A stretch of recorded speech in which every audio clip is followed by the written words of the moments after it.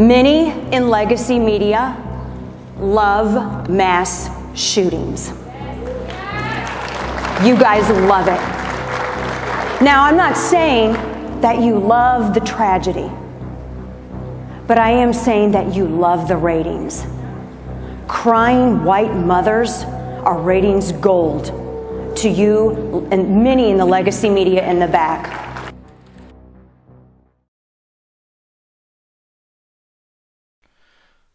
Last month, shortly after the Parkland, Florida mass shooting incident, CNN hosted a town hall meeting on gun issues.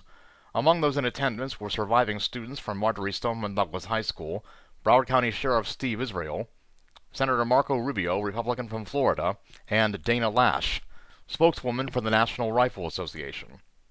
After reading the articles I've used for parts 1 and 2 of this series, I've decided that I should share my own thoughts in this video, because there are some very interesting things that Dana has said and done recently that are worth pointing out. First, a bit of background.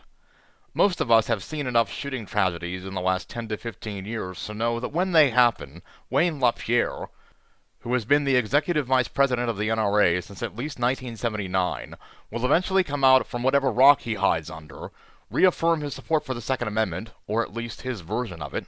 You know, the version that says everything about shall not be infringed, but nothing about well-regulated militia, double down on his infamous assertion that the only thing that stops a bad guy with a gun is a good guy with a gun, and finally, blame violent TV shows, movies, and video games for everything.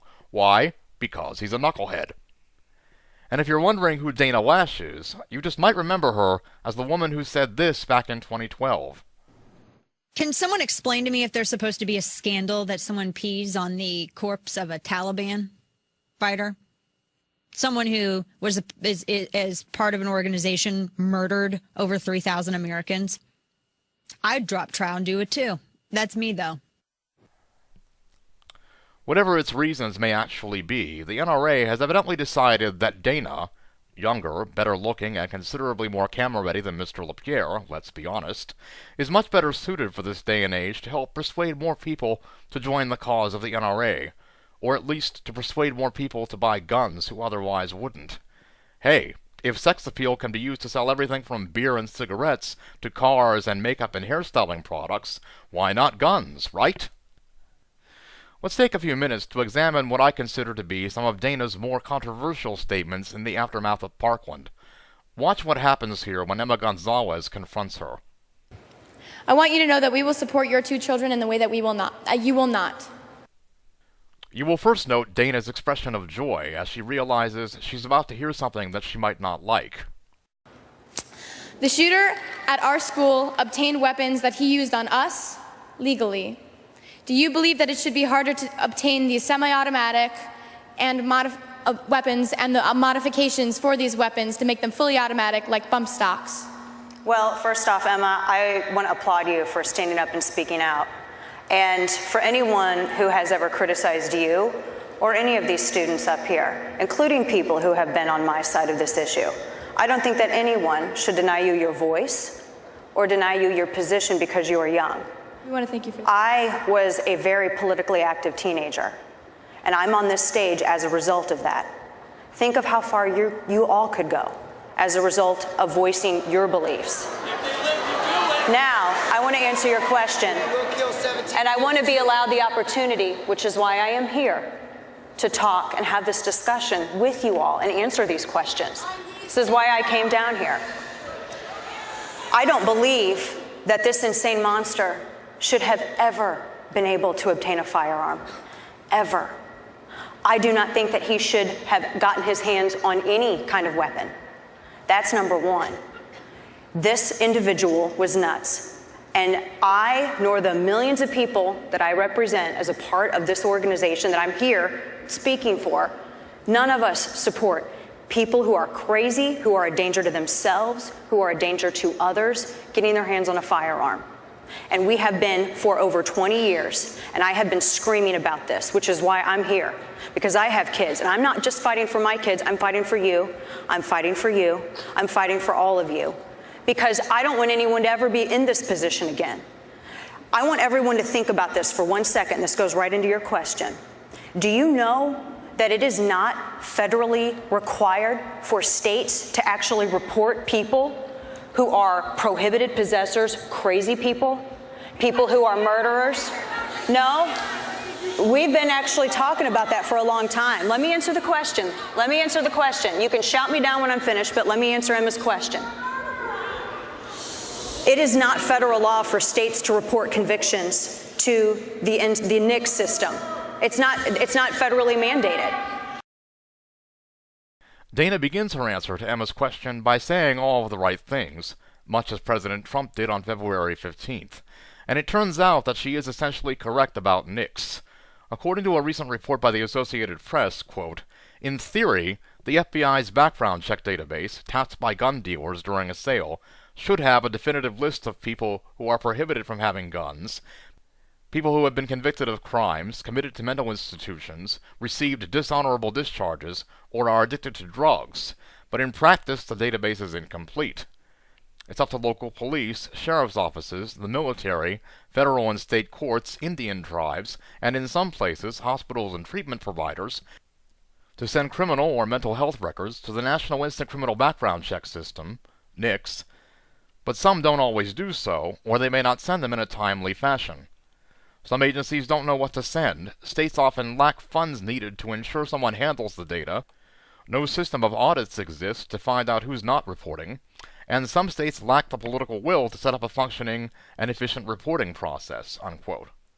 According to the same article, quote, "The federal legislation being considered in Congress might help ensure more criminal records reach the background check database, but it has limitations because Congress can't force states to enact laws," unquote.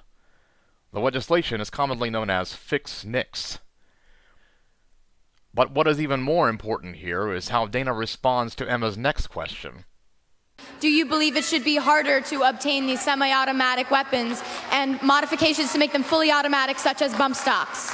Well, I think the ATF is deciding about bump stocks right now. The president ordered the DOJ to look into it. I'm asking your opinion as a representative of the NRA. That's what the NRA's position has been. The NRA came, I'm talking for them. These are the 5 million members that I'm here representing. That is what that group's position has been on that. So that answers your question. No, actually, that doesn't answer her question, Dana, because when Emma asked you, "What's yours?" at that point, she wasn't asking what the NRA's position is. She was asking what Dana Loesch's position is, independent of the NRA. In a few minutes, we'll see another example of this deflection tactic, which is most likely what prompted Broward County Sheriff Steve Israel to say, "And I understand you're standing up for the NRA, and I understand that's what you're supposed to do. But you just told this group of people that you are standing up for them. You're not standing up for them until you say, I want less weapons."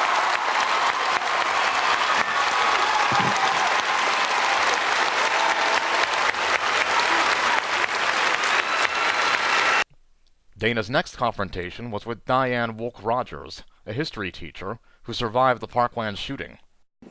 "I viewed the dead body of Carmen Shentrup, our student. I watched her mother and father kiss her goodbye one last time and close the top of her casket.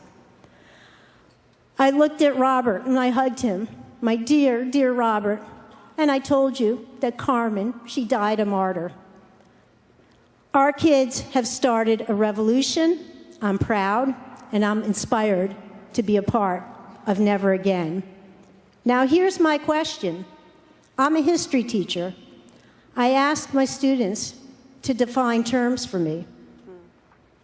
So I'd like you to define something for me because I've wondered about it and I want to know, what is your definition of a well-regulated militia, as stated in the Second Amendment, and using supporting detail, explain to me how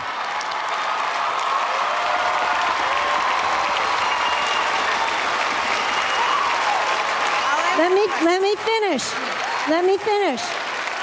And using supporting detail, explain to me how an 18-year-old with a military rifle is well regulated. And the world, our country, our nation is going to grade your answer. Well, by all means.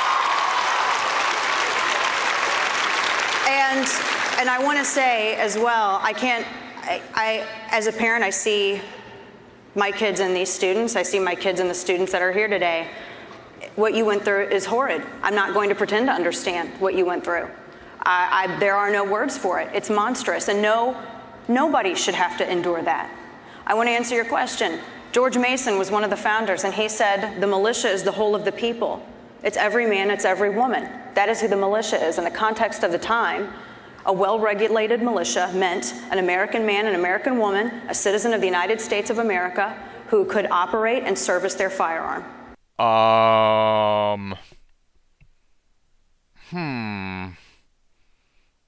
Maybe, but not precisely, Dana. What George Mason actually said was, quote, "I ask, who are the militia? They consist now of the whole people, except for a few public officers, but I cannot say who will be the militia of the future day. If that paper on the table gets no alteration, the militia of the future day may not consist of all classes, high and low, and rich and poor, but they may be confined to the lower and middle classes of the people, granting exclusion to the higher classes of the people. If we should ever see that day, the most ignominious punishments and heavy fines may be expected. Under the present government, all ranks of people are subject to militia duty.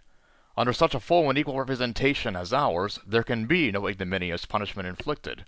But under this national, or rather consolidated government, the case will be different. The representation being so small and inadequate, they will have no fellow feeling for the people. They may discriminate people in their own predicament, and exempt from duty all the officers and lowest creatures of the national government.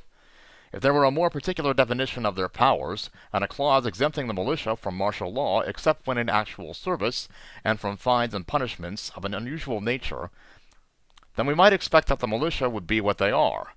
But if this be not the case, we cannot say how long all classes of people will be included in the militia. There will not be the same reason to expect it, because the government will be administered by different people.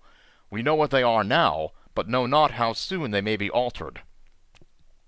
Given this context, it sounds to me as if George Mason was being far more cautious about who could be in a well-regulated militia and who couldn't be.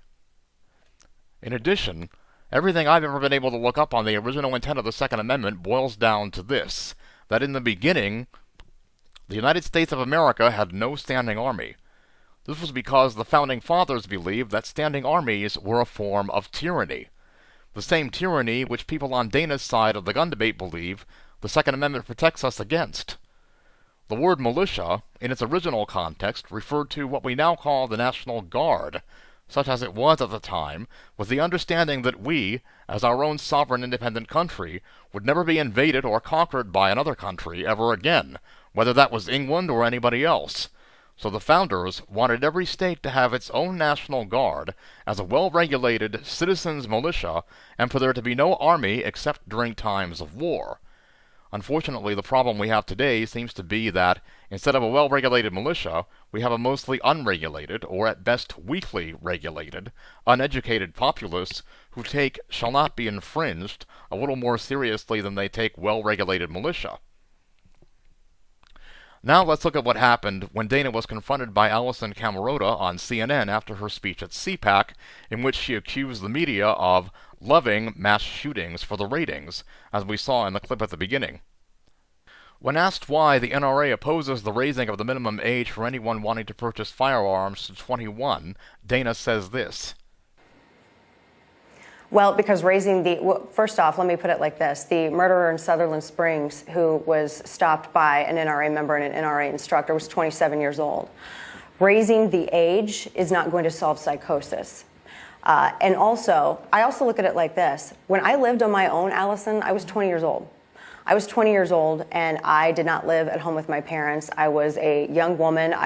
That's a weird spot for a lot of young adults transitioning from living with their parents, going to college, being on their own. Of course. And I have friends who've experienced some pretty horrible things, some pretty brutal things, and survived. Yeah. And I know that they and I would never want them to be without the ability to defend themselves. And did you have, I hear you, I like this, hold on, I just want to get in because I like this point. Yes. I like this point. So you want young women to be able to defend themselves. And did you need an AR-15? Yeah, I had several rifles, in fact. The first that I ever purchased in terms of long guns was a shotgun, and then I ended up getting an AR-15. In fact, that's the most popular home defense rifle for women in the United States of America. And I don't want anyone to have their right to be able to defend themselves denied. I mean, they're adults at 20 years old. I want them to be able to protect themselves. And furthermore, we're asking men and women to go and serve their country. We will give them a firearm when they go to a theater of war, but we're not going to let them defend themselves at home. Well, Dana, if guns don't kill people, people kill people, then why don't we just send unarmed people to a theater of war and let them try to win a war using only hand-to-hand combat? Huh? Think about it. And one last quick point on that, Allison. There are a lot of really awesome law-abiding young men and women who just enjoy hunting, and that's their grocery store. They like to go and fill their freezer by harvesting from nature. Yeah, of course. Look, we know that. And you're also penalizing all of those individuals. Well, sure, some Americans still hunt, but how is that relevant? I mean, we're talking about mass murder of people here, not sustenance from animals. We're not the same agricultural hunting and gathering society that we were a few hundred years ago, and even if we were, there would still be a world of difference between hunting meat and hunting people. And we don't usually tolerate irresponsible hunters in the field either. But to me, the most telling statement that Dana made was when she said this after spending about 8 minutes accusing CNN of calling NRA members child murderers because of Parkland. The NRA does bear some responsibility in terms of fixing this solution. They do need to come to the table. No, we absolutely do not. Of course you do. We're parents too. And oh, yes, you do. You do need to come to the table, Dana. Absolutely you do. I defy you to go and tell that to Emma Gonzales and the other Parkland survivors and see if they don't start booing you again for that. That's another deflection. The fact of the matter is that this country has been reeling since February 14th and so many other tragic dates like it over the last decade because people who think the way Dana does seem to be so much more concerned about all the millions of law-abiding gun owners who all of a sudden would be so damned inconvenienced if they woke up one day and couldn't legally purchase an AR-15 or couldn't legally purchase a bump stock to make their semi-automatic an automatic, and so much less concerned about the victims and survivors of these tragedies. That's why we haven't been able to have reasonable discussions about these things. And yet at the town hall, Dana said, I as a parent, I see my kids in these students. I see my kids in the students that are here today. Well, how does she think they feel when they hear her say that the NRA doesn't need to come to the table? And let me be clear. I'm not saying that responsible gun owners don't exist. I'm saying that whatever responsible gun ownership actually is, it's not what the NRA really cares about.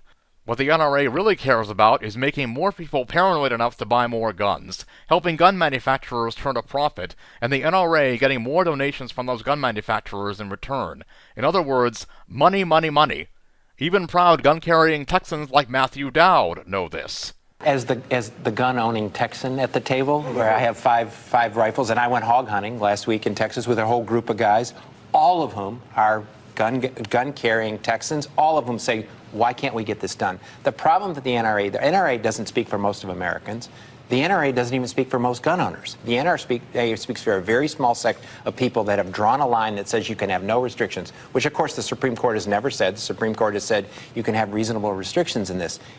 But the good news is that whatever kind of person Dana Loesch may actually be, she does have a sense of humor. I've lived in Texas now for 8 months, which means I'm an expert on all things Texas now. No, we've lived here for about 8 months, and I love Texas, but I can't get Texas's roads. It's almost as if the Texas Department of Transportation, the highway, whatever, it's almost like they went into a boardroom and they were sitting down having lunch together, you know, maybe like a luncheon type deal where there's a speaker, and they were getting ready to go over their next big project. And one of the engineers sitting at the table accidentally dropped some of his pasta noodles on the table and thought, oh my gosh, I just got inspiration. Let's make all of our roads look like this. When you get near the construction at Fort Worth, then Google Maps goes to sleep. That lady who tells you everything, make a left at the roundabout or a right at the roundabout, whatever the hell you do at a roundabout, do that. That lady who says that, she goes to sleep. She goes on vacation, and then she just leaves you helpless. When you get near Dallas, Google Maps likes to not tell you anything until the exit's right here, and then it says, you should have gone left back there or right back, whatever.